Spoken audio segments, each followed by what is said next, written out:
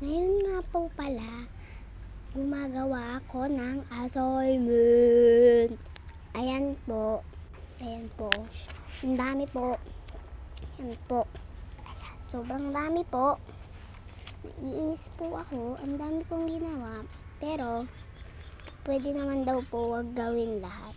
Ayan. Naka-stress po. Ayan. Ayan po ako. Gumagawa na assignment. Pagtukoy sa payak na pangungusap na pananong.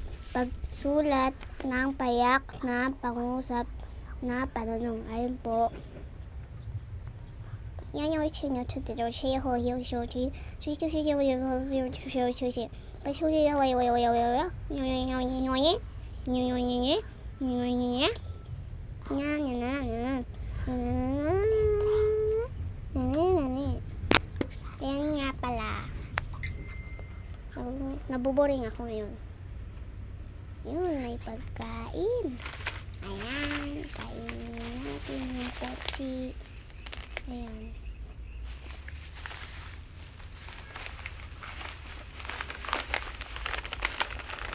To you, I feel so loving you.